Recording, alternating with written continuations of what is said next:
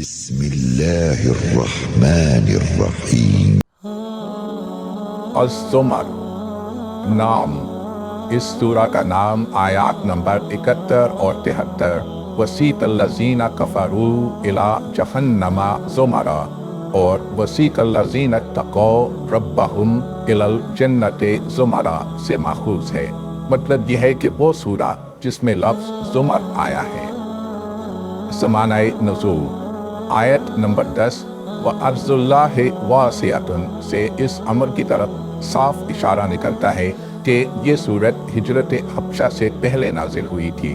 بعض روایات میں یہ تصریح آئی ہے کہ اس آیت کا نزول حضرت جعفر بن ابی طالب اور ان کے ساتھیوں کے حق میں ہوا تھا جبکہ انہوں نے حبشہ کی طرف ہجرت کا عزم کیا۔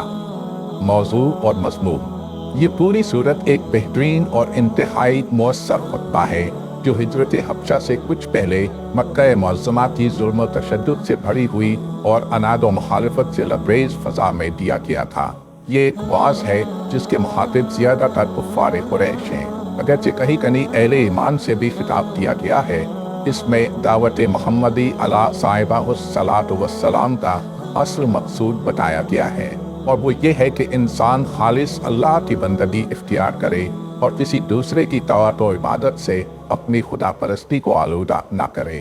اس اصل اصول کو بار بار مختلف انداز سے پیش کرتے ہوئے نہایت زوردار طریقے پر توحید کی حقانیت اور اسے ماننے کے عمدہ نتائج اور شرک کی غلطی اور اس پر جمے رہنے کے برے نتائج کو واضح کیا گیا ہے، اور لوگوں کو دعوت دی گئی ہے کہ وہ اپنی غلط روش سے باز آ کر اپنے رب کی رحمت کی طرف پلٹ آئیں۔ اسی سلسلے میں اہل ایمان کو ہدایت فرمائی گئی ہے کہ اگر اللہ کی بندگی کے لیے ایک جگہ تنگ ہو گئی ہے تو اس کی زمین وسیع ہے، اپنا دین بچانے کے لیے کسی اور طرف نکل کھڑے ہو، اللہ تمہارے صبر کا اجر دے گا۔ دوسری طرف نبی صلی اللہ علیہ وسلم سے فرمایا گیا ہے کہ ان کفار کو اس طرف سے بالکل مایوس کر دو کہ ان کا ظلم و ستم کبھی تم کو اس راہ سے پھیر سکے گا، اور ان سے صاف صاف کہہ دو کہ تم میرا راستہ روکنے کے لیے جو کچھ بھی کرنا چاہتے ہو کر ڈالو، میں اپنا یہ کام جاری رکھوں گا۔